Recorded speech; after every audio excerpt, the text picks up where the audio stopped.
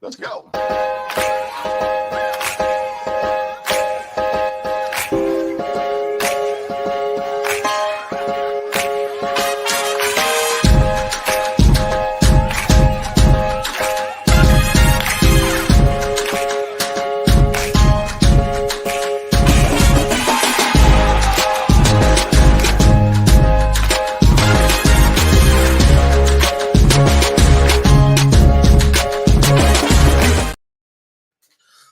Welcome back to the All-Purpose Pod for an All-Purpose Life, wherever you are today and however you're listening. So they call me Mr. U and Herb and Rod. We thank you again for making us a part of your morning, your day, and your week. We're your weekly mirror check before you change the world. You know where to find us: Facebook, Instagram, YouTube, LinkedIn, and Twitter, everywhere. You can't hide from us. Merry Christmas, everybody. Missed you guys last week. I was in the bed while you guys were jingling and opening up gifts. I was blowing out phlegm. It sucked. So glad you guys are doing well. Happy New Year, everybody. Herb, Raj, good morning. The guys are here. Morning. Thank you for having us on. Good morning. Big shout out to our guy, Bo. He is having some audio issues up there in the Pacific Northwest. Can't get with us today, so we shout you out, Bo. We love you, man. Hope all is well. Happy New Year to your brother. Yep, and we're all going to pick against Washington because you're not here. Yeah, it's going to be really hard for me to process the fact that he's not here to talk about Washington today because we kind of need you to do that. You know, you got one job, but yeah, it is what it is. Well, I guess we try to figure it out. Hopefully, he listens. He can add some comments to this. But other than that, man, it's week 17, guys. Mm-hmm. This is normally the time where football is kind of over. Yeah, we got another game next week. Yeah, with playoff implications. Yes, it's not even a throwaway game. It's like it matters to probably half of the league what happens next week. So this is really funny, man. So, how you guys liking the whole 18 game thing? Is that are you feeling that? I mean, we're kind of just getting into it. It hasn't really happened yet until next week. But are you guys feeling this? Is it working for you, or what do you think?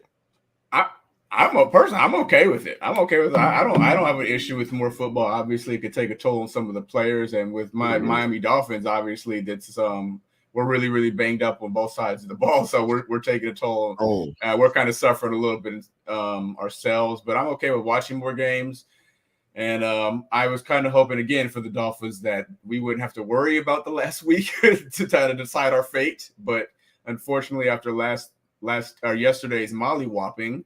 On the hands of the Ravens. I haven't heard that term in a while. I know. Yeah, I had to bring it back. We've used it on the show. That's why he's busted that one out. So Lamar and the Ravens. What other term do you use on the show? Mollywhopping. What else you got? That's funny. Shellacking comes to mind. Shellacking. You know where this started. Shellacking. This is how we predicted the Georgia-Florida State game was going to go, and then that's how it went.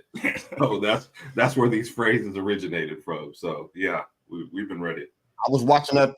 We were watching that. We're out of town on business. We're watching that Firebirds Grill, and we couldn't even eat, man, because they would go to a commercial. They would come back before you even get a wing in your mouth. They scored again, and everybody stops and stops saying, "What?"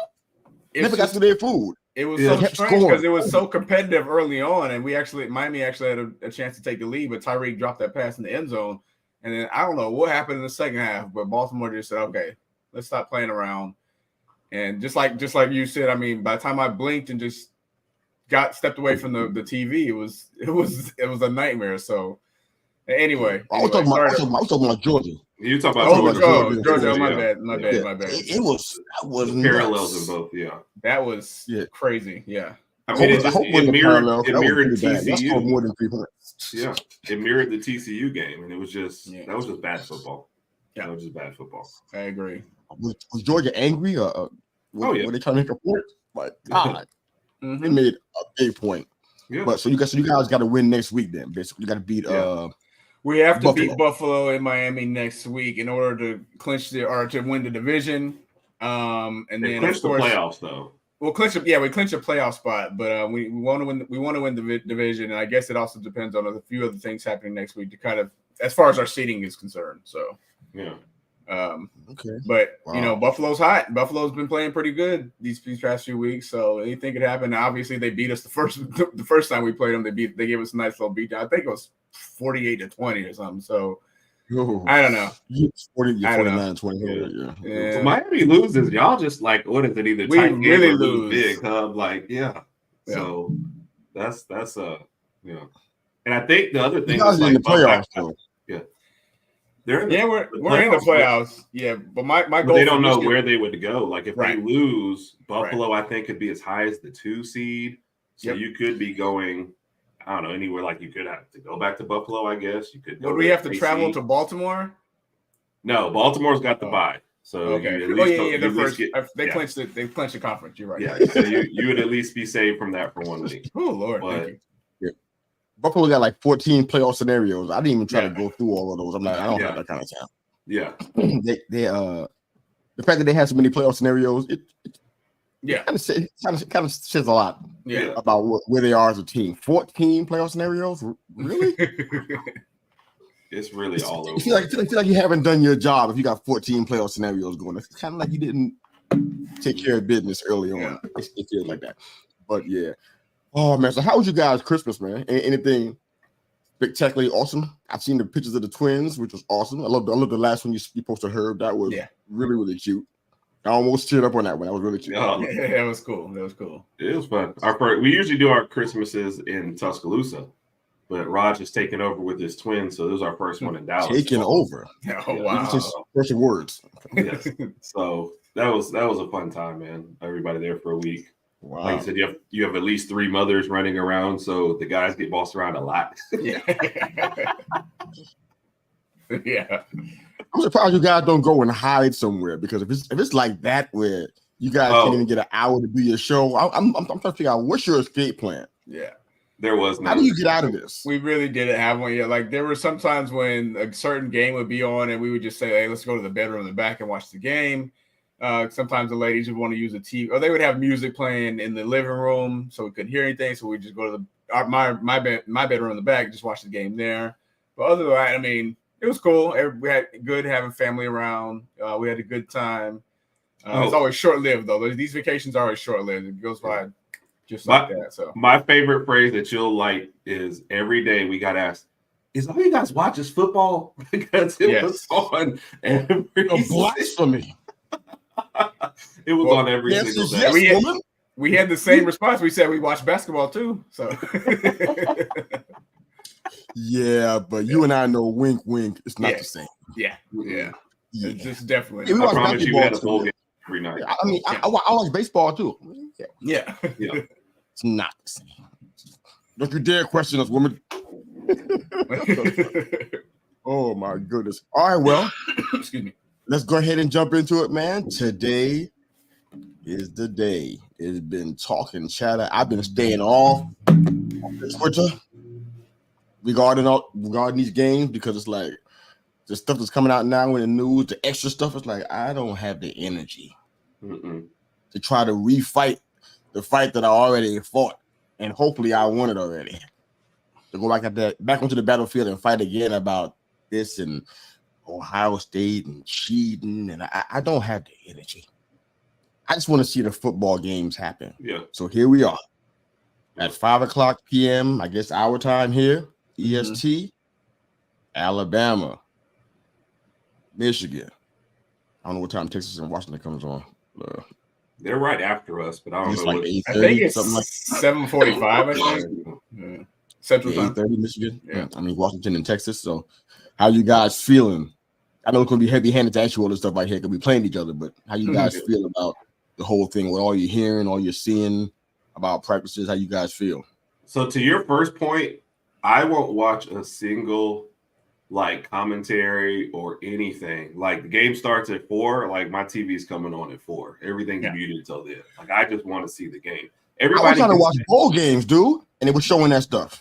Yeah, that's why I didn't watch any halftimes of any bowl games. And yeah, sometimes announcers randomly mention it. I'm like, are y'all just trying to fill time? I just want you to concentrate on the game that's here. Because you can say all you want, but it's a month of stuff. And everybody always says, this is how they think this is going to go. That's how they're going to go. And then something happens in the first quarter that throws out the whole game plan. And then, it's all gone. Yeah. Like I'll take one random game, Texas A&M.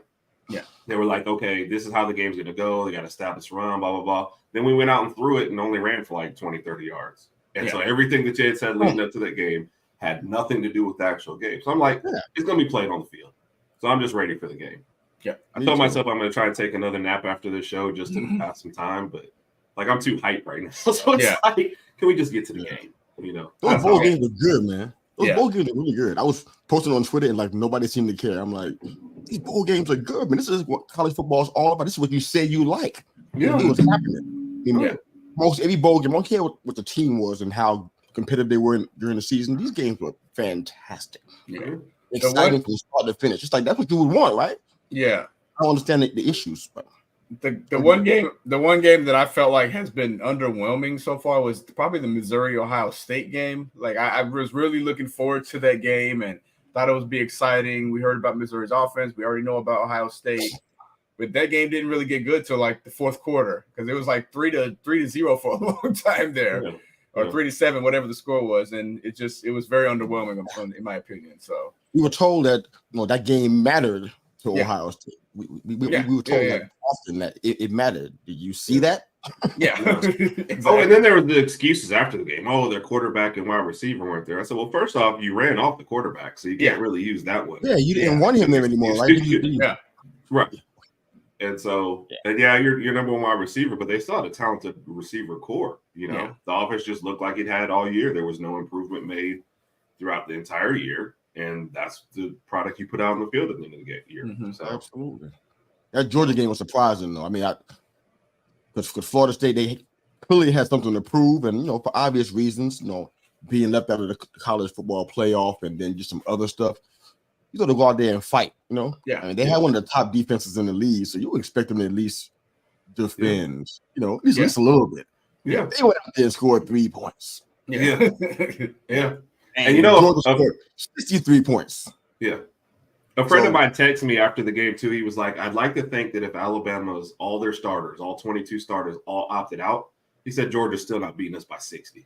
Yeah. He's like, at least everybody else. I don't think they would either. I agree. Yeah. I agree with that. Even if your starters opt out, you have to show that your backups are somewhat good, and that kind of gives you a good sign of recruiting as well. That just like I said, even if your starters are out, your backups will come in and at least put up a fight. Their backups didn't do anything, as you said. They put up 3. You lose by 60 points in a big bowl game. I mean, look at what happened to your program. You went undefeated pretty much the entire season. Then we saw what happened with the playoff selections, and then you come out here and put on this type of showing. It was horrible. Absolutely horrible. And the only reason I was watching the game because I didn't know what network the Toledo, Wyoming game was on. It was on the CW network. And it took me so long to find that. And then I watched the end of that game. I was like, the end of that game was better than the whole Orange Bowl. Yeah. I don't even know where to find it on my CW. I mean, I remember the show, with little Farr with the hat and everything. Yeah. I remember that. But I don't know where to find that right now if I was looking for it. I'm streaming, so I'm like CW. Yeah.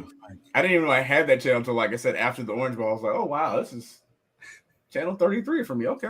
It's interesting. No little Farr with the hat, though, dancing across the screen. That was like, welcome to the WB. That guy.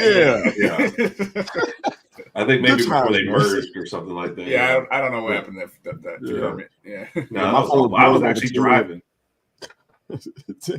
I was actually driving while that game went on.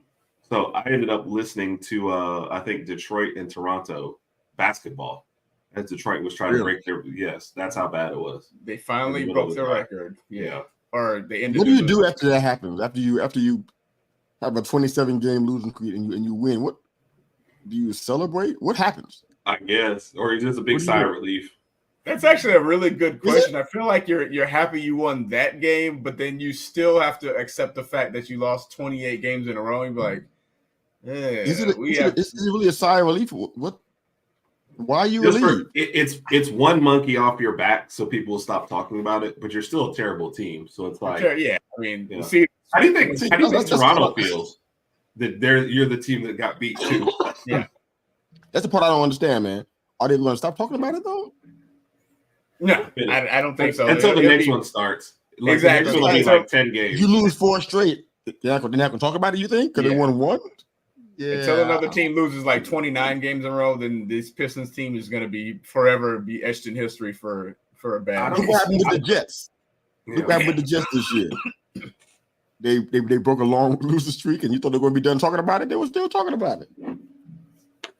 Like, no, yeah, that's not good.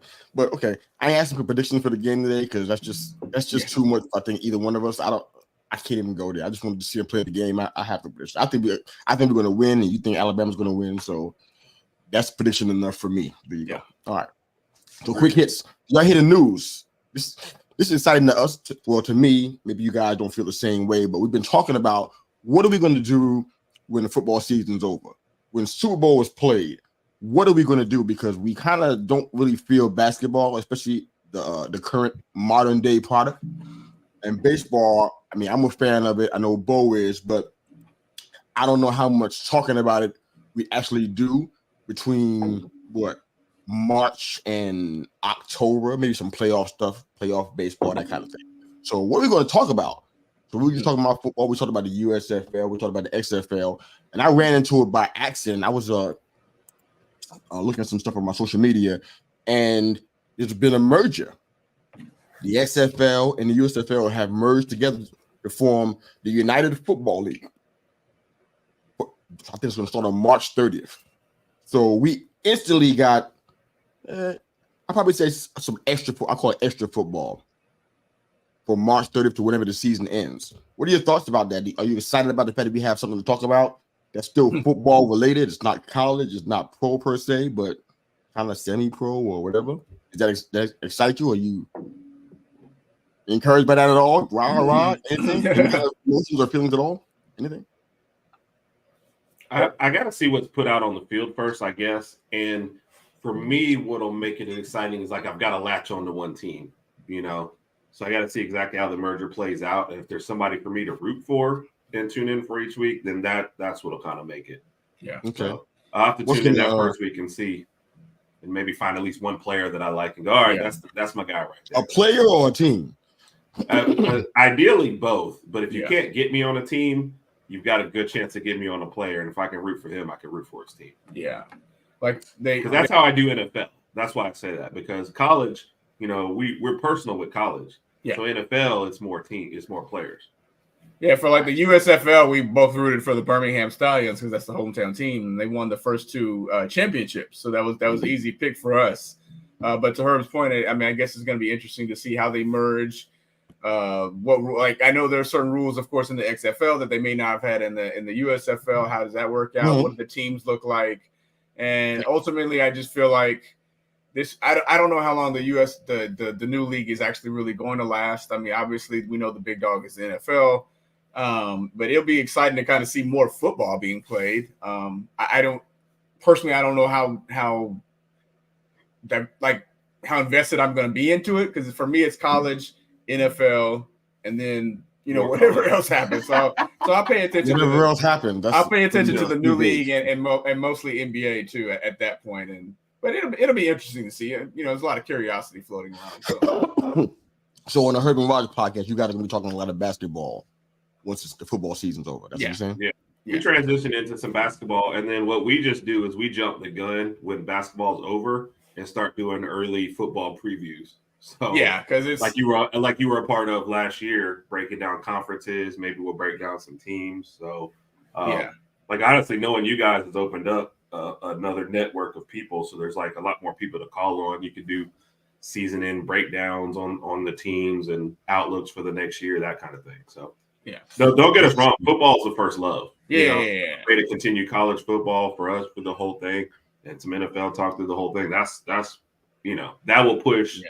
NBA, like there's been barely on our show right now in the seat. We're like middle of the season almost. So NBA won't really ramp up until like the playoffs, really, to be honest with you, because the regular season is so long, and I mean teams can go on these little losing streaks or winning streaks, and you never know what's going to happen until the end of the season. Right. So we'll talk about the NBA. What month is that for the NBA playoffs? What month is that? Well, the finals are starting the first week of June, so I think the playoffs start in April. They expanded them all to every round is now 7 games, so it's like much, much longer than it used to be. I don't feel like I have an option here. Yeah. I like baseball, but I don't love baseball. I love baseball in the beginning because it's opening day. You know, the crack of the bat, the smell of the grass. That does something for me. It's one of my first sports loves. But talking about it from March to June, I'm not sure about that one. I need some time in for the season to kind of develop and some teams to start showing who they are. You know what I'm saying? Same thing with basketball. So it's like I gotta stay in the football room. What else do I have? What else do I do here? We agree. I got to ride with this whole merger thing. I got to ride with this, man. But these between March and June. Yeah. What's I going to talk about? Yeah. And that's NBA. The thing. Like Rock says, we don't really get into it because you have March Madness and then you have, NBA playoffs. That's the time when you're going to hit way more basketball for us. But like these regular season games, I mean, come on, man. Nobody. Your NBA champion can lose like 4 games in a row, and nobody's really gonna care until playoffs come anyway. And then with the play-in games and the extra stuff, like 10 teams from each conference are at least getting a shot at the postseason. So, for them, it's a little more excitement, I guess, in the postseason. But for us, it's like every regular season game matters a little bit less. And the seasons are long for the pros. Yeah. Yes, sir. So, absolutely. Like you're talking about with baseball, you're like, Game 50, do you really worry about game 50 or 51? You're like, so. I'm kind of waiting until it gets around 90 or 100. That's kind of where I think it'd be hot to start talking about it. Basketball's kind of in the same running. What they play, 82? 82. Yep. Call me when they're done with 60, Then we can probably give me a holiday. Maybe we can discuss something. I'll discuss. Maybe the next looks good by then. I know. We can do that. All right, we got some more quick hits here, man. So you heard about Harbaugh's contract offering? Yes. I don't think he's going to take it, but he was offered 2 deals. One was a 5-year deal at $11 million a year, excuse me. And the other one was a 10-year deal for $125 million with the clause that he can't coach in the NFL for the first year, which was like so funny to me. Somebody asked me about it yesterday. I'm like, I explained it, but it sounded funny when I explained it. I'm like, so just for 1 year, you don't want him to.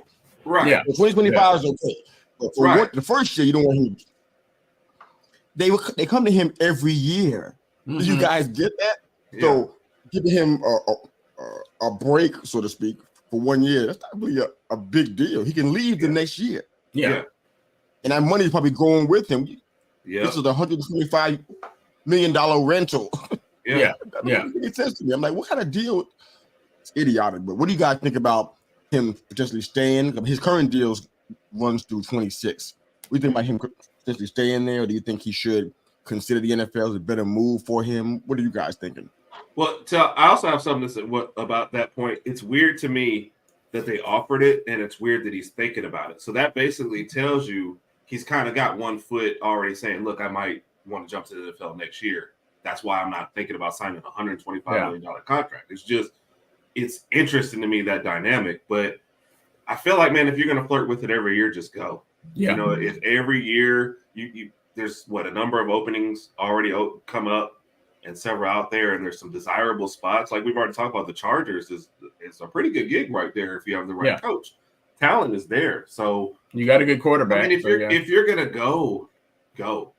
But you're ultimately just going to hurt, because you know how college recruiting is. You got to recruit the transfer portal. You got to recruit the high school kids. You got to recruit the only kids you're on your team to keep them. That's a full-time thing. If you're not in it, the kids are going to know. So if you're going to go. That's my personal thought. Yeah, I kind of feel the same way too. And I feel like, and again, this is my opinion, I'm wondering if he's waiting to see the outcome of today's game. And then he'll say, okay, listen, I've done the best I can with this Michigan program. If obviously if we lose, we weren't able to kind of get over that hump. And I feel like, again, to Herb's point, the itch for the NFL is there, and there's probably going to be some good openings for him. And Herb mentioned the Chargers. You got Justin Herbert there, and you can kind of build up as much as you want to and take on that role. So I feel like the people at Michigan know that he's probably going to leave soon, and that they understand that. So they're trying to figure out a way to keep him for a few more years, if not 1 year, whatever the case may be. But I do see him going to the NFL. It's just a matter of timing. And of course, that could depend on what happens then. Now, of course, if Michigan wins the national title, then, maybe stay a little longer, help build, rebuild, because we know that after this year, they're going to lose McCarthy. They're going to lose a lot of players to the league. So, I kind of feel like, because I said it from the beginning, I haven't changed my mind. My feelings about the Steelers, saying we know who's being drafted out of this team. Right. 20 to 25 players. That number is still pretty solid. If they win everything, I think it's potentially easier to go to the NFL then. Right. Because you're saying, you know what, we hit Go the out on pinnacle. top. Yeah. And why would you not want to do that anyway? You want to come back and be 0-6. Who wants that? So you kind of go out on top like you're an animated man. But right. I don't know. The fact that he's thinking about it is kind of funny, but this happens every year. Yeah. I don't even know who's doing the flirting. Is it the NFL contacting him or his reps putting feelers out? I don't even know. Do you know which one it is? I don't know. It's a yearly thing. That's definitely a fact. All right, how about Mike Tomlin, man? Wait, real quick. I do have a question for you then. As a Michigan fan and with this kind of flirting every year, do you want to see him go? Like, does it bother you? Like, for us, obviously, we're looking outside looking in. But for somebody in the middle of it, like, how do you feel about him in this whole position? And do you want him to go? Good question. No, I don't particularly want him to go. But if you win the Natty, I feel like that's a great reason to go ahead and bounce. I mean, because nobody discusses this as much as I do that I can see. But the whole scandal that we've been talking about, the biggest thing that's been left to the side of all of this stuff is his voice for the players, his voice for the students getting paid. Mm-hmm. That's something that went against. It was essentially me against the establishment when he was saying stuff that he was saying about the players getting money and they deserve to have their name and likeness and all that kind of stuff. The establishment was not down with that. I don't care what you're seeing in the press right now, NIL. They were not down with that. The way they had it was better for them because they got all of the money. They didn't have to share or do anything. So he was a big advocate for that, and they hated him for it. Yeah, and I think they still hate him for it. So he had to come back, and if he wins the national championship, and that gives you some cachet, but he still had to deal with all of that hate. Yeah, but they still hate him for that. Still, personally, currently, they in the progress of still hating him for what he said publicly and vocally about the players and stuff. The NCAA does not want that. I don't care what they say. They can lie all day long with two forked tongues, but they never wanted this. Right. He's the main voice. I mean, some others might agree, but he's been the main advocate for this, number one advocate for this since the beginning. So it's been a vendetta for a while. So for him to stay there in that, even with a natty in his pocket, I don't know if it makes any sense to put yourself through the stress. I mean, knowing him, he's kind of crazy. He might just be cool with that and keep on, gutting it out and being in their face and whatnot and advocating for the kids. But part of me is like, what's the point? You win a natty, go ahead and move on to better waters. I mean, financially, probably even do better for your family potentially. Probably can make more money in the NFL. Right.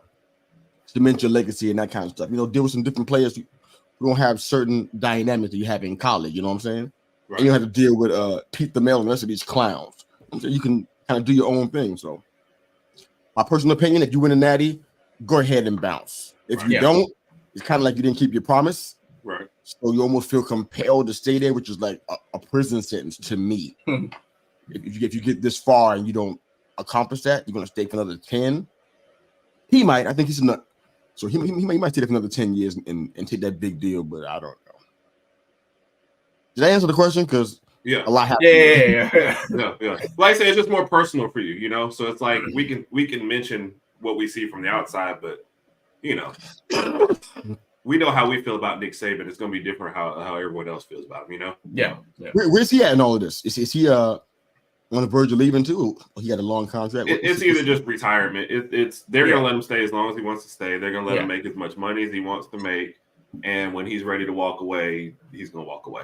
Yeah, I think he's got a few more years left. I don't think he's going to leave after this year. Of course, he's got. If I had to guess, 3 to 4 more years, and of course, it depends on health. It depends on how happy he is, and he seems to be happy. Everything's going his way. He owns the city. Nick Saban can get what he wants at Tuscaloosa, so he's going to be around for a few more years. Yeah, we actually knew somebody who was kind of close to them, and they thought 2 years ago, I guess when NIL really kind of started kicking up, and that team was very frustrating, thought he was going to walk away during one of those years. But I honestly think through the struggles of this year, but the actual coaching, and I think he likes these players. I think he kind of got a little revitalized with the way this year has played out. So the attitudes on the no matter how it plays out today, how this year ends, the attitudes on the team this year much better than what he's had in like the last couple of years. Yeah, so, That's good, man. So that sounds really good. Okay. Yeah. Well, guess we'll see what happens. All right, so let's go ahead and jump into a couple of these comments, getting some love from our friends out here. Football Talk with Bo. You know who he is. He's on with us every Monday morning. Happy New Year, brother. We miss you, man. Hope all is well. Guess who? Big Mike. Big Mike. Good morning. Happy 2024. Morning to you, sir. Thanks for joining us. There's some questions here. We'll come back to those. Oh, look at Bo. You talking. You put to be here doing an analysis on Washington, man. Yeah. Not sending us comments. We need your analysis. That man. But he has some audio issues, so he can't really jump on today. But we thank you, brother. Let's go Huskies.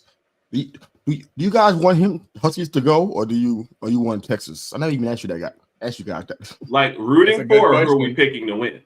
Because we're opposite on who we're picking to win. I'm picking Washington. Rod is picking Texas. Texas. Yeah. Interesting. Yes. We actually have because I'm gonna plug myself real quick. We have our YouTube video coming out this morning where we do our playoff picks, so you can see more breakdown if you want. But yeah, Washington. Texas here. I do want to see that. Okay. I'm sorry. I didn't mean to cut you off, Mr. You go ahead. I'm sorry. I'll be good. I want to find out if you can speak to that really quickly. Why you picking those two teams just as quick as you can? Mine are quick hit. Washington very underrated. I think they're going to play that us against the world card. Kind of how they came out against Oregon with that level of disrespect. Penix, still one of the best passers in the nation, has one of the best wide receiving core, and somehow we're just kind of ignoring that. I don't think Texas is just going to bully them like people think. I think in a high-scoring game, I like their chances. And you're talking, it's like we're just forgetting Penix, but this is a guy who was like top 3 Heisman, and for a lot of the year, several times in the year, he was the favorite. I think they're going to put up points, man. I don't know that Texas is really – I mean, I know the Big 12, they don't play a whole lot of defense, but I don't know they've seen a passing attack and a consistent attack as they have at Washington. So, and Washington plays good defense.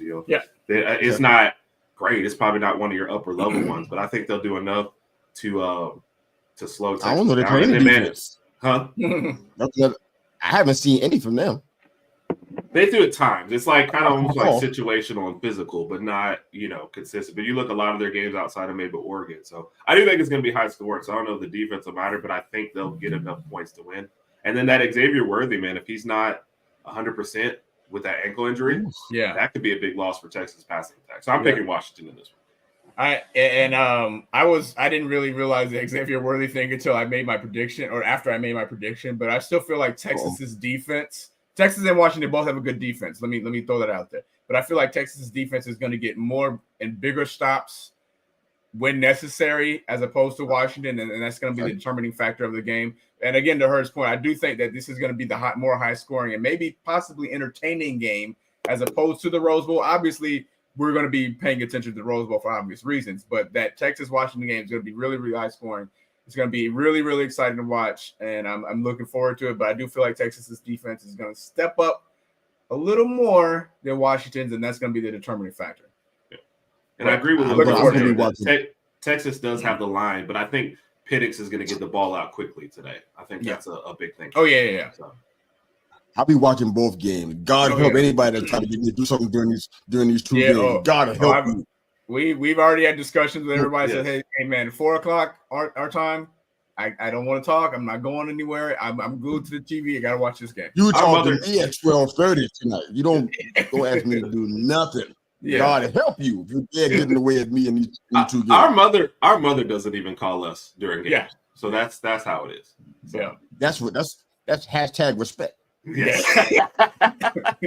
Anyway, let's go ahead and jump into quick hits real quick. All right, so Mike Tomlin, we've been talking about him for a couple of weeks now, excluding last week. I wasn't here. We were talking about Mike Tomlin and his potential winning season being in jeopardy.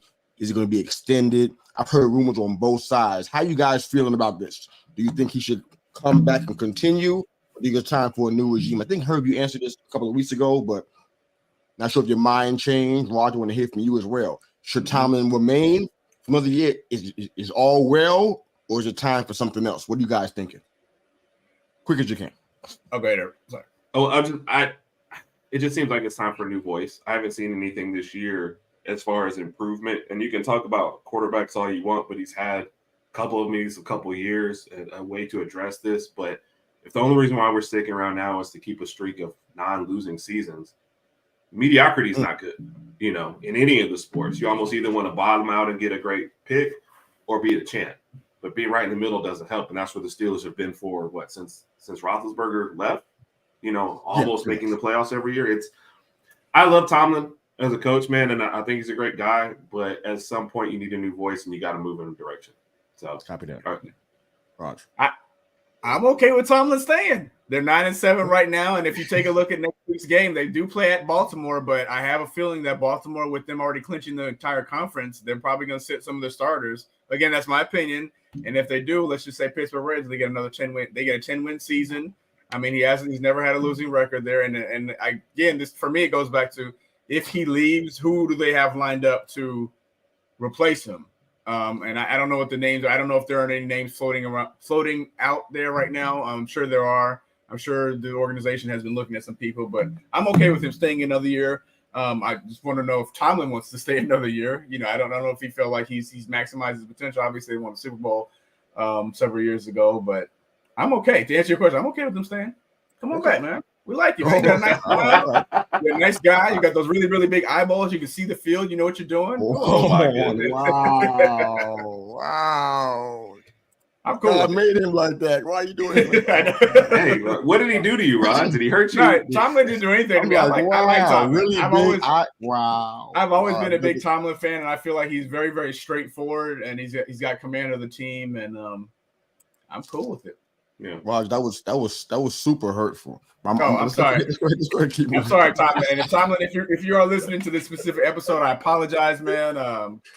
Yeah, I apologize. Wow. Okay. It looks as though Aaron Rodgers is trying to do what he was trying to do in Green Bay, but trying to do it in New York now. Yeah.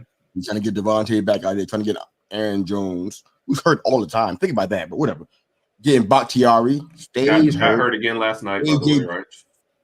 AJ Dillon's a free agent. Cook and Cobb are pretty likely to be gone.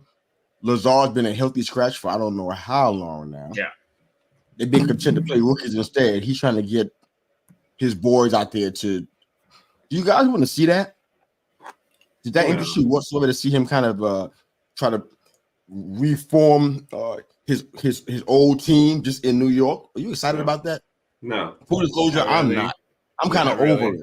I'm like, dude. I mean, they already got Garrett Wilson out there. That's what I was going to say. Go ahead, Rob. I'm sorry. Yeah. Garrett Wilson is. I think he could be a really, really good number one receiver as long as he has the right person throwing him the ball. I really felt bad for him this season after going through Zach Wilson, Trevor Siemian, whoever else they had on the field throwing him the ball. But you got Garrett Wilson. He's going to be your number one receiver. Use him and use the rest of the team. The Jets have a good defense. They do have the potential if Aaron Rodgers can stay healthy next year. They have a potential to be competitive in that division and then even the conference. So I don't think he needs to go back and get all the receivers he wants to play with the Jets and get everything his way. Got to move on from that. Yeah. So especially if you're not playing though, you're the one that's out and injured. And how would you feel like if you're Garrett Wilson? I'm like, so you don't think I'm good enough, but you're not even making the field. Right. Now, wanting Devontae Adams on your team, who would? I'm okay. Yeah. But everything else, don't recreate a team that didn't even make the playoffs the last year you were there. So that doesn't even make sense, Yeah, I don't get it, but it doesn't. It's like you're trying to rebuild a mediocre team. Hey, we almost made the playoffs the last year I was with all these guys. Yeah, so, we already saw this movie, but still trying to. It was not good. It was not good the first time. So yeah, Devontae Adams is going to be early 30s next year. So as far as him being the number one, he still got good legs on him. I'll give him that. But like I said, you got Garrett Wilson. Use Garrett Wilson. He can catch. He can run the routes.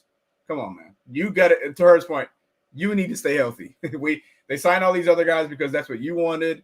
It didn't work out. Come on. I don't know. I kind of feel like this is right over, move. but nobody wants to say it. Yeah. It feels like it's over. Yeah. I mean, his last year in Green Bay, I don't care what you got to see what you saw. See what was actually happening. It was not pretty. 1,000%. You had everything you wanted except for David Bakhtiari and some other. Aaron Jones he wasn't healthy then either.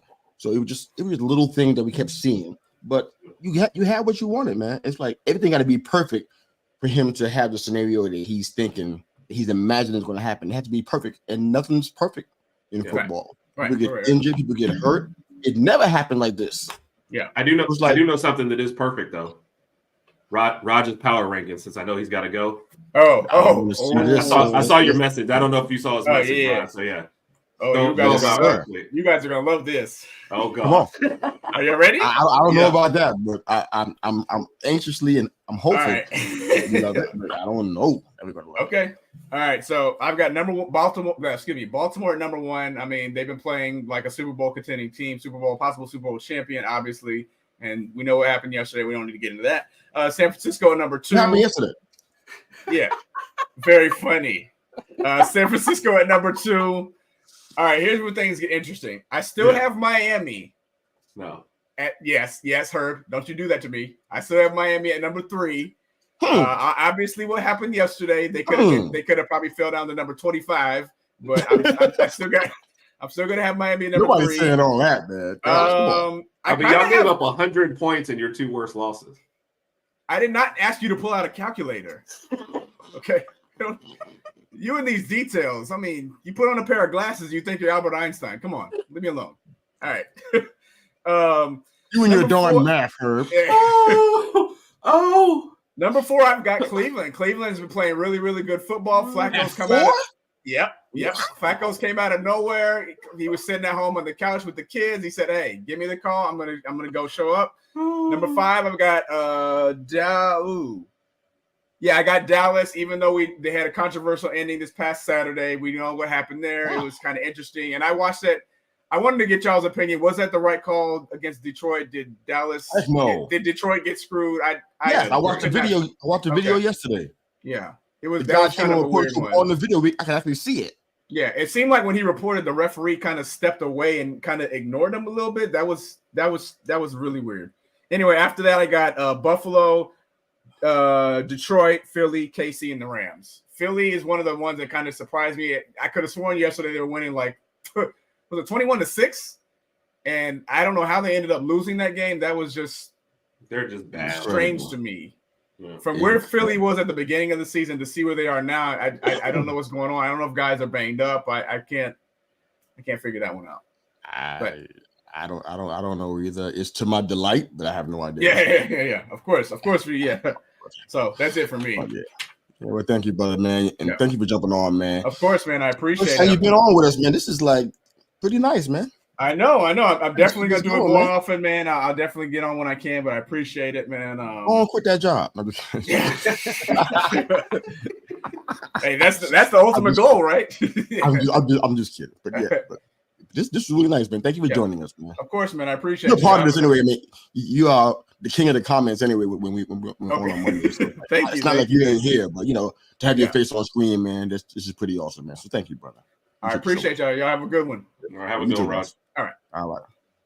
Heard you ready for your power rankings, man? You think you ready for that? You still want to continue with quick hits? It's up to you, brother. We got quick hits is fine. Quick hits is fine. I just knew you wanted to get his on there before you went, so yeah. I mean, you got me. Maybe a couple left, but Mayfield and Tampa Bay. This is funny because nobody thought this would get to the place where people would be considering keeping Baker around. Nobody thought that was going to happen. I mean, if you ask Bo, he probably would not.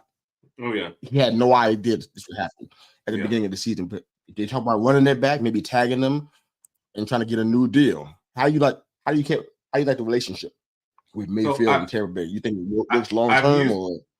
No, definitely not long term. I've used this phrase, mediocrity, several times this morning. Running Baker back seems like they're just okay with. We're going to be a mediocre team. The division's not good, so we still have a chance of winning and hosting a playoff game and being a one and done every year.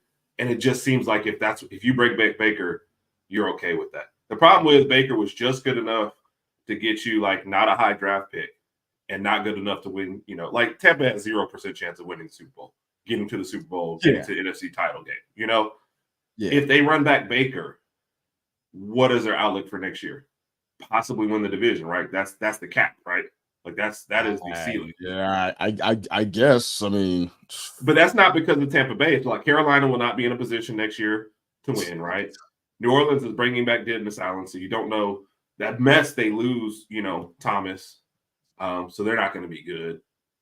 So you don't expect much from the rest of the division. So the Falcons, have they figured out their quarterback position? Are they ready to win? No, not So really. So Tampa Bay's probably looking around and thinking we could probably win the division next year with Baker. So why not run it back? But that's just bad thinking.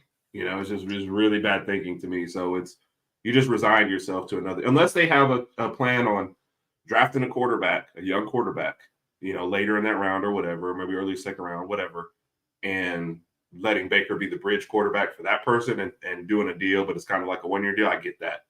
If they're running back Baker and thinking he's going to be there for multiple years, then you're just basically saying we don't care about winning Super Bowls anymore. Yeah, they're trying to actually strike up a deal. I'm shocked by that. I'm like, do you want to continue to have what you have right now? Because Mike Evans he's not at the beginning of his career. He's not even in the middle anymore. I think he's close to the end of it. I mean, his body's taking a lot. It's like, what do you got? And he has no deal. Yeah, but and he has no deal for next year, right? So if you tag Baker or do something with Baker, right, you lose Evans. So this is going to be very, very weird. We know about Flacco too. He's being considered, I guess, to be a backup, which I'm sure he probably doesn't mind from a financial standpoint. But this is a good idea to have him as a backup behind Watson with the kind of season that Flacco's been having so far. It's just an idea that makes sense to have him back there and have Watson kind of maybe potentially looking over his shoulder. I mean, he has the money, but I don't think he has the security of knowing, you know what? Yeah. I don't mind it because Deshaun Watson had a $230 million guaranteed contract. If you can't handle looking over your shoulder a little bit, that's on you, but you haven't proven to be durable. You haven't put together a full season, and the team's got to protect itself. Like it feels like half the league is playing with a backup anyway. So if this is the way Flacco's playing at the end of the year, and like you said, financially and from a physical standpoint, Flacco's probably fine to sit back there, hold a clipboard, and hope Deshaun's out there, and that's fine. But the job is still Watson's. So it's on him to perform. But like I said, I'm paying you $230 million. Like, you just better go out there and perform. You can't come and complain about who your backup is. So I don't feel like he has a leg to stand on. Now, obviously, they gave him that contract. Maybe he thinks differently. But from my standpoint, Watson can't complain. Go out there and play. Yeah, I agree with that. All right, power rankings, brother. What you got, man? Oh, so outside of the first two, I don't even know what's going on anymore. Baltimore 1 and 49ers 2 is the only thing I feel good about. So I put Dallas at 3, especially with home field advantage. I think they're going to be dangerous in the playoffs. So, really, Dallas at 3. I just don't know who I would put above them right now. Who I think could go into Dallas and win a game right now, other than Baltimore and the 49ers.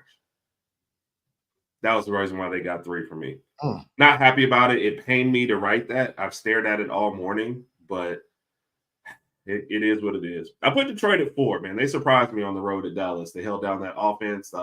Should have won that game. So I was very happy with that one. I went with KC at 5 just kind of because there's no real reason for it. 6 and 7.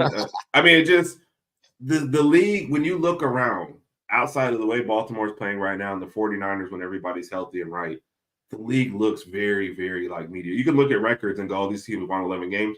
But it's like they beat up on 11 other mediocre teams, So it's just kind of not a lot of confidence. I put Miami and Buffalo at 6 and 7. Obviously, their fates are tied kind of to each other. Cleveland, I gave 8.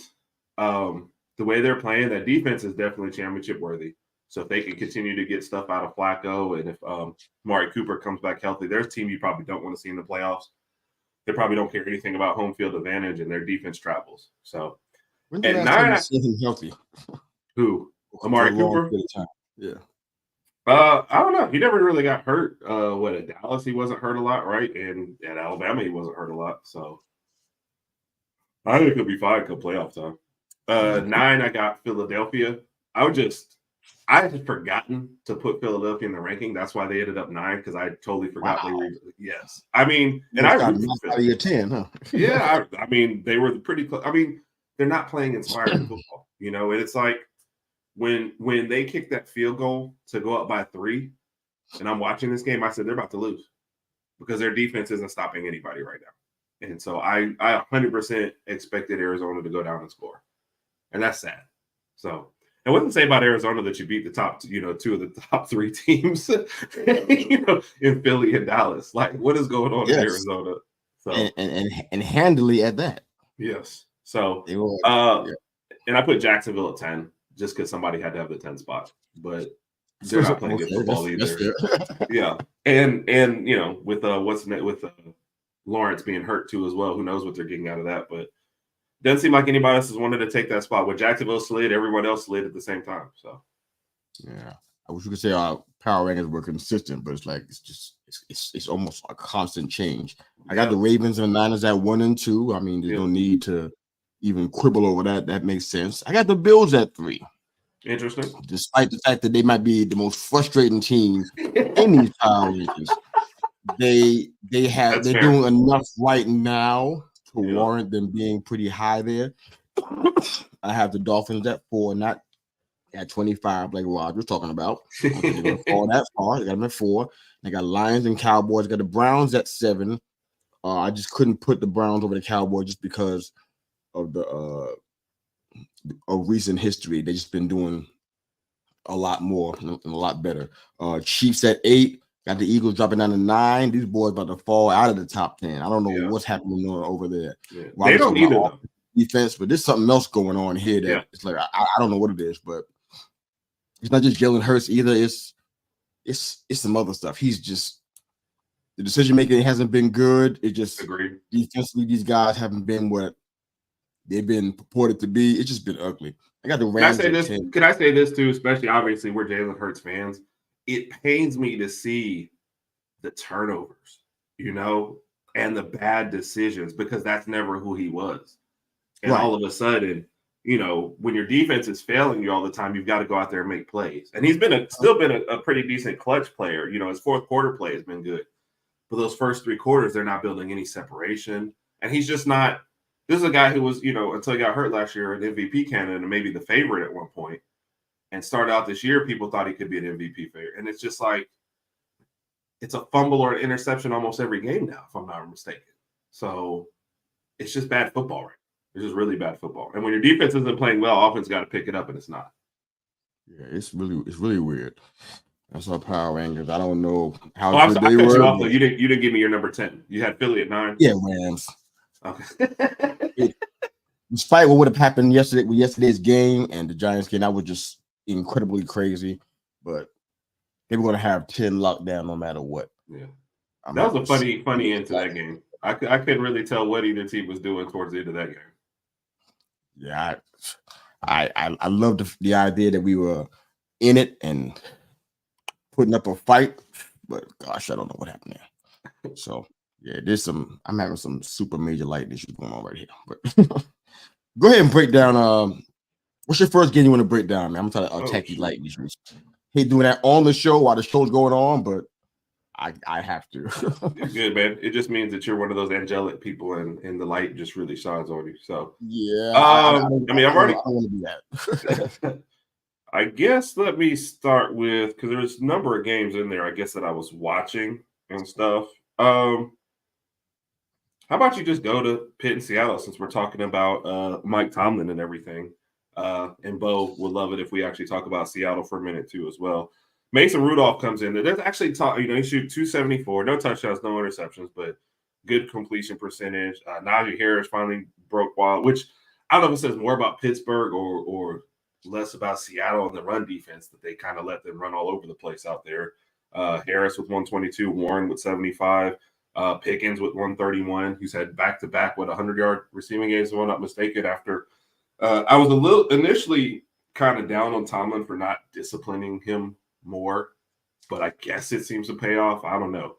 I still feel like Pittsburgh is a very, very mediocre team, but now they've got a decent shot at the playoffs. Like Raj said, if Baltimore rests everybody, but I don't think anybody fears them. But for Seattle, it's kind of like at one point in this year, you were leading the division, and now you're going to miss the playoffs altogether. Where do you go from this point? I've asked Bo several times to think about the whole Geno Smith thing, Drew Lock coming in there. Like, are they going to reset that position, or are they just going to ride this out for a while? are you ruining DK Metcalf's best years by doing some of this? So it's interesting to see where each team goes from here. Is this enough? If like Raj said, they get to 10 wins next week with Pittsburgh, Mike Tomlin is definitely getting an extension. Is that what that means? So I don't know. It's kind of all over the place. That's why I picked it. We've talked a lot about some of the other games I want to talk about, like with Philly and Arizona. So that's why I'm picking kind of a random game for a breakdown. But the implications for both teams coming out of this game are very interesting to me. Yeah, I think so too. I think they had a nice little Pete Carroll Tomlin kind of a parallel going on with how many victories they've had all time. I think Tomlin has 179 and Carroll has like 180. And they were like pretty close in that regard. Two of the longest tenured coaches in the league. And it's a nice dynamic. I think they only met, 4 times in their entire careers, which is pretty nice little wrinkle there. Healthy respect between the two of them. But you know what? These two teams, what they have in common, which is not a good thing, is that they just seem to underachieve what you thought they were potentially able to do. And it's like, and now, if it hasn't already happened, they could be in danger of missing out just because of that, because of the early season play. You said that about most teams. You said that about teams that just haven't pulled the trigger and capitalize on big wins early, like a Buffalo and other teams like that. I mean, so it's not really unique in that way, but I don't know. Yeah, that's probably a game that Bo would have loved to have broken down had he been on today, but yeah. To me, I'm always interested in his thoughts on where Seattle goes from here. You know, I always mention it because I saw it in the one of my favorite basketball writers talked about it. But being in the middle is the worst place to be. So yeah, I don't know what's going to happen there. Yeah, because I think they have a potential problem. Even at quarterback, I think they got a problem here. And I think I talked to Bo about that. It was quite a while ago because I kind of saw it early. And I'm just like, Bo, are you seeing this? I don't like that whole Geno Drew Lock situation. I look at both of them and I don't even see a future. Yeah. In regards to them being there long term. So it's like you're basically potentially dipping into the draft. Yeah. I mean, I'd be shocked to see if you can get a free agent out there at quarterback. I don't know who that would be. And if he'd be a long-term solution, even if you did find somebody that you can pick up.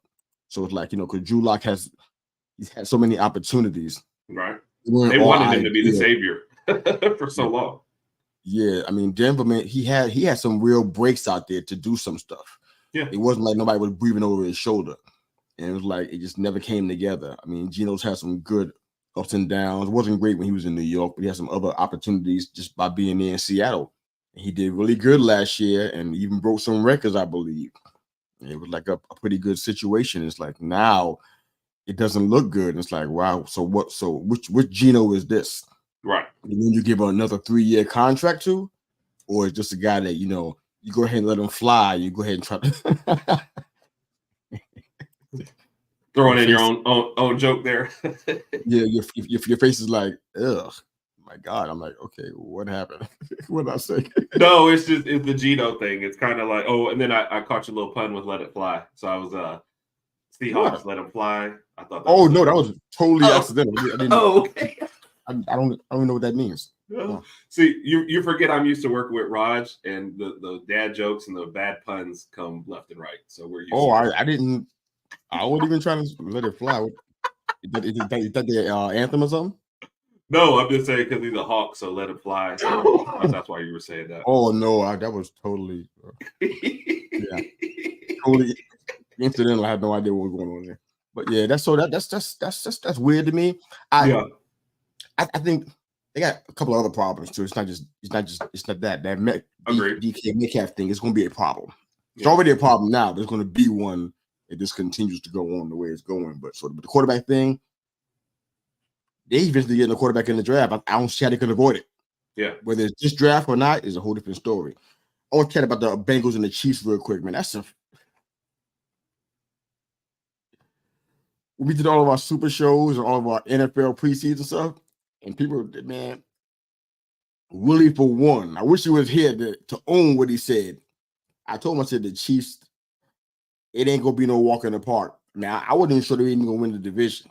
Mm-hmm. I had concerns about it, and rightfully so. Yeah, they clinched it yesterday by the skin of their teeth for the most part, but just barely. They struggled for several games. I don't think it's even 5. I think it was like 6, 7 games. They struggled in. They haven't looked good in the wins. Yeah. To win the division, it's like, man, I don't even believe in luck. I'm like, man, y'all lucky. It's crazy. The division's just that bad. That's what it is. The division is just that bad. It's not that the Chiefs are playing that great. Yeah, without question. The reason why I'm bringing them up now is because I'm trying to make a parallel. Hopefully, I make a good one to the whole Geno and Drew Lock situation and the issues at quarterback.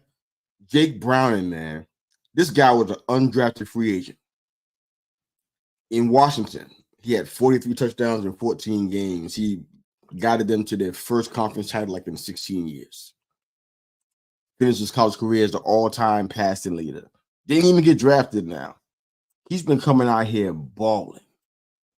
I mean, if you look at his draft, I even went back to his draft to see what they were saying about him. Never mentioned his mechanics, which is his mechanics are on point right now. Mm-hmm. Maybe nobody cares about that kind of stuff, but that matters to me because in tight situations, when you get away from what works, mechanic wise and footwork wise and disciplines, it looks ugly. I can think of so many guys. I mean, one guy that come to mind is Sam Bradford. You remember him? Yep. He had all of the tools. When it came down to it in crunch time situations, it looked bad because he got away from his mechanics. He just became undisciplined, and it was awful. And it was not great for his career either. Jake Browning, man, I heard it yesterday on commentary so much. His mechanics. I heard it constantly from Romo, which is something I don't hear him say very often about other people, but he was, or other quarterbacks even, but he was talking about the mechanics and it just, and you look, you can see he was making some incredible throws. He's been doing that really off and on since Joe Burrow was out. You know what I'm saying? Like, they got a quarterback situation. Not because Browning is better than Burrow, because when Burrow is healthy, that's the guy you want there. Obviously, I get it. It makes sense. He's earned it. You know, but what do you do with somebody like that? When Burrow's back healthy, what do you do with that? The whole Geno and Drew Lock thing, that's not as much of a controversy. I feel like both of them got to go. But what do you do with a guy like Browning, man, who is just, he's been playing stellar. Yeah. Giving them chances to be in games. What do you do with him? It's not even the same as Watson and Flacco. It's not even the same as that either. It's that unique. Right. What do you do with Browning? Especially with a younger guy. You know, with Flacco, he's probably fine not playing a full season anymore. You know, but Browning. So if you're the organization, you hope that he'll take less money and stick around as a backup so you always have insurance. But as far as Browning for your career, you got to be looking around. I mean, to take your first point there, he's probably looking at Seattle thinking, I can start over those two guys, right? At the very least. I think so. Yeah. So there's probably a number of situations. You think the Jets aren't looking over and thinking, man, if we'd had him for this entire year with this defense, it could have been worse, right, than what they went through. So that's already a step up. And that's just off the top of my head, thinking of two situations where the team were probably better off having a guy like that. So organization's going to try to keep him there and convince him to stay for a little money and hold a clipboard, because you have to have that insurance, because this is the second time Burrow's been hurt for the season. Am I right already? So yeah, you got to keep him for that reason, right? But as far as Browning and it's your career, man, you got to go find an opportunity somewhere. So yeah, man, it's hard to have somebody who's that good as a backup. It's really weird. I'm really shocked that even Flacco even would consider that. I'm not saying that he's done anything, signed up on it yet, but it's you gave yourself a little boost, man. You gave yourself a little run here. Maybe you want to take advantage of it, but maybe he's not thinking the way that you and I are thinking. Maybe he's content staying there, but I can't see Browning doing it. No. He's shown so much that's like, wow, this is the undrafted free agent that people had low in so many areas, speed, accuracy. They had him drafted. That's why he didn't get drafted, because I had him rated, and he's out here balling right now. And it's like, wow, what do you do with that? Keep him as a backup? It's like, that's rough sledding right there. But And I mean, I've got a point real quick I want to make on that because to your point, not that this is a parallel, but AJ McCarron, and that's why I had to make sure that I was right on my thing. Ooh. Obviously, former Alabama quarterback was almost traded to the Browns, to be a starter. That trade got nixed. He stayed as a backup, never ever got a shot. Now you think of him as just, one of those stories. Not that this is going to happen to Brownie. Brownie's obviously had more starts than him, but I think if you're a young quarterback, that's the kind of thing you think, well, if I just stay here for a while and I back up Burrow for a while, like Burrow's healthy the next 3 years, am I just one of those forgotten stories that bounces around and out? So when you get your chance, you got to take your chance. So I think he's shown enough to where he can start somewhere. So to your point, I just don't see him wanting to sit back there. And I think of that story when I think, man, when you get that shot, you got to go. So yeah, there's definitely places where I think he would thrive. Yeah. Man, he got talent on that team, and you got to think about that. Maybe that's one of the reasons why Flacco doesn't. Maybe that's not why he's thinking about moving on, because he got talent there. He understands what's happening. He knows everybody. But Brownie, man, he got talent on that Bengals team. It's like, wow. Imagine what you could do somewhere else. I don't know where somewhere else is, but you mentioned the Jets and some other places. Like it could be pretty awesome. I don't want to break down the whole Lions Cowboys game. I didn't. I was traveling, so I didn't get a chance to see a lot of it. But the question about the officiating and sports betting is just popping back up for me again. Yeah. And I'm just like, anybody who's a bettor probably doesn't want to hear this because they've been waiting for this for a while. Now it's legal. They can kind of do what they want to do now. It's not taboo anymore. But the issue doesn't seem to be going away from me. It's like, this is some of the officiating thing that's happening. It's just too weird. Yeah. And it's like, what is happening? How'd you miss that? It was clear. You know what I'm saying? I mean, and they go back and show it in slow-mo and it's still clear. And you don't make the right call. Is the league going to do anything in your opinion? Do you think there's anything that needs to be done? Do you think this is just something we got to live with? Are referees going to get reprimanded properly, especially in this case with, I think, Brad Allen's his name, I think it is. Yeah. What do you think about this, man? This is just, I feel like it's the beginning of a really hot mess. It is. It is. So it's interesting that the league is cutting down on the players and trying to control their betting. We talked about it on their show. The easiest way to fix a game or to get to somebody is going to be a referee.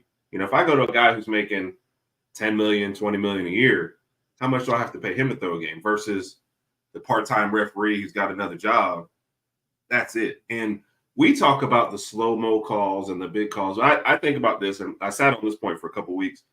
In the Buffalo and Dallas game, well, I think Buffalo's first drive, there's a roughing the passer call that extends the drive, and instead of kicking a field goal, they get a touchdown, get an early lead. And I think for the ref, there's a lot of judgment calls like that no matter where you slow it down or do what, you can't say definitively that was a good or bad call. That's where, to me, games are won and lost on stuff you can't really go back and say, oh, that was just a terrible call. The ref's obviously cheating. You can go, well, maybe, you know what I mean? Like, it could go either way. So the ref decided to do it this way. Because you look at a lot of calls, and you're like, yeah, no way possible. But the ref can influence it the way he wants. So to your earlier point, I mean, you saw what happened in this game. The Detroit crew, the crew from that game is downgraded. I don't think they're going to be doing playoff games. But that's pretty much your only reprimand. I don't know if that comes with the loss of any money. Maybe you don't get a bonus check, but some dude slipped me, $500,000 to fix this game so they can place their big bets, and I lose some playoff games from it. Like, is that really a repercussion? And like we talked about, it's not even their main job. These guys are part-timers, to say the least. Some of these guys are CEOs of companies. I'm talking about like engineers and really big title positions they have in the corporate world and like in commerce and entrepreneurship and all that kind of stuff. They're not out. It's weird to have somebody part-time that has careers like this doing this part-time and expect them to. It should take it seriously because it matters, but right. I don't know. If it feels funny because they're part-time, it's like, what do you expect them to do? It's like kind of like being a part-time husband. Yeah. I mean, your wife can't expect you to do it. You ain't taking out the trash, doing the yard, the lawn and garden, and mopping the floor and fixing the. You're not doing all that kind of stuff. You're a part timer. Yeah, you're gonna do some of it. Yeah, the decisions you make will be very suspect. Yeah, exactly. You're going to discipline the kids every other day or something. Is what you're going to do. Exactly. Oh no, today's Thursday. Do it again on Saturday. Then we got a problem. You know, I mean, it's like, yeah, this is not. I think the answer is full-time referees. Agreed. You can't be these guys. These guys got jobs that probably won't allow them to do that. But it got to be somebody that's going to take it seriously and I agree and care. Yeah. So I think that might help out somewhat. Will it solve the problem? I don't know. Yeah, but then I think you have full-time referees. A suspension means more to you. Losing a game check means more to you. You know, the money's there, so that's not an issue. It's just got to be a commitment to it. Do you want to pay somebody who, you know, we're only playing 7-8 months out of year? That's fine, whatever. But something has to be done because, to your other point, there, they have the most influence over a game to have a part-timer in charge. You know, it's like you said with the husband being there and only being there 3 days a week. Does the household just nobody's in charge of with the other 4? But those 3 days, you want this guy to make all the right decisions and be very important and influence everything. And that's what a referee can do, and you can do it in very, very subtle ways. You know, like I said, let me just miss this pass interference call right here. It was just hand fighting. It's fine. Let me call this one this time. Where do you get them from? Where you can get a full-time referee from? I don't even know where that pool even comes from. I have no idea. I've never wanted to be. I reffed a faculty staff basketball game once. That was it for me. That was the first time somebody yelled at me. I was like, "I'm kicking you out. You do that again." Like, it's like there's no way I could put up with that. A grown man yelling in my face for a whole hour or 2 or 3, whatever. I don't have the demeanor for it. No, I'd be like, you say what now? Yeah, take my hat off, and it's a me and you gonna have some adult conversations. Like, yeah. You're a football player. I'm like, you're yelling at me. I don't care. I don't care. Herb and Mr. You just be arguing with everybody. Yeah, we'd be over there like every single time.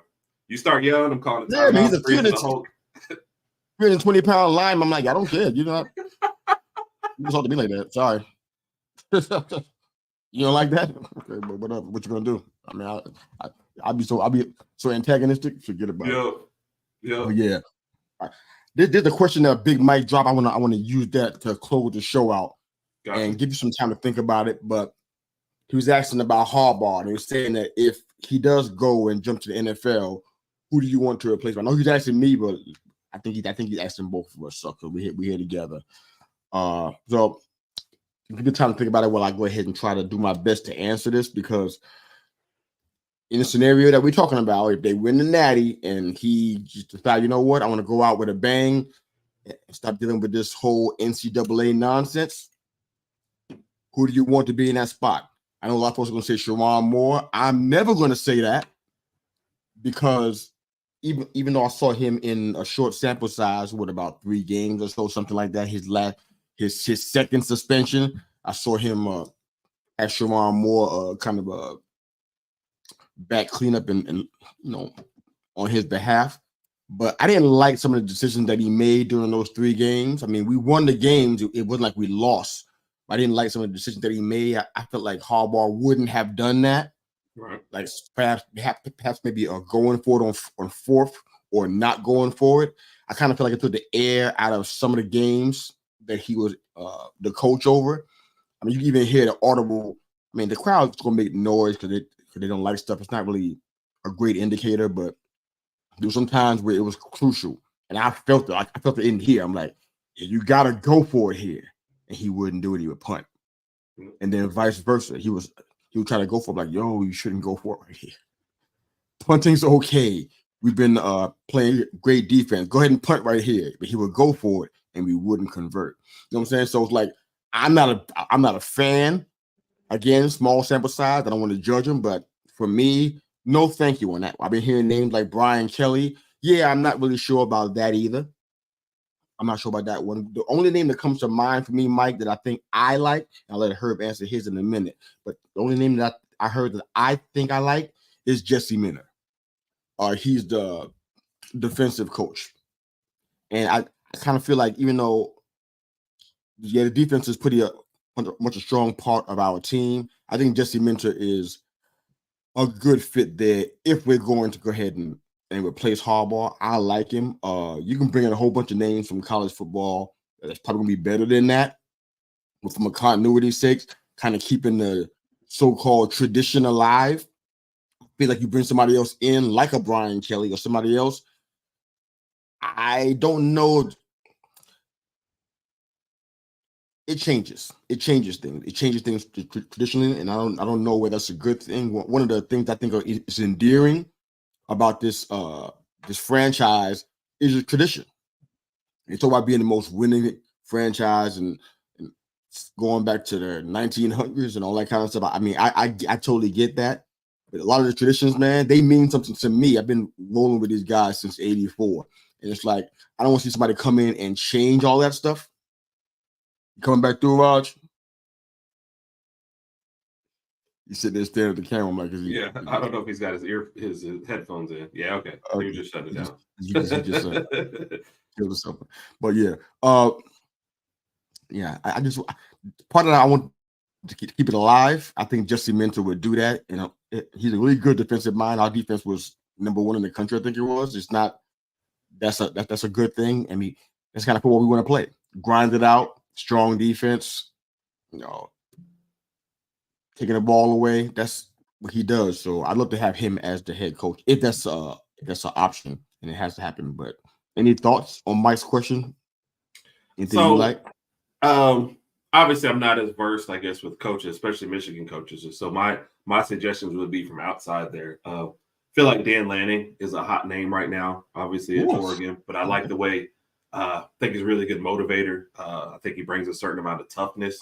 So I think he would fit well there. And I feel like, you know, they're coming to the conference anyway, but jump from Oregon to Michigan would be a great step for him, especially in the trajectory that Michigan is on right now. I feel like he'd be somebody who could maintain that and maybe even take another step up. And then the interesting name for me that just kind of I feel like going the other way, I feel like the defense is going to be solid. And if you keep certain things in place, so I'd get an offensive mind. So someone like a Sark from Texas would be something. I feel like guys like that, like look at Arch Manning, #1, you know, quarterback recruit. I feel like he goes there because he knows he's going to get his full potential.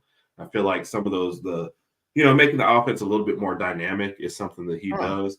But I also feel like I've watched him at Alabama, watched him at Texas. I feel like he's the guy that you throw anybody into that room and he's going to fit what you have going on in that room.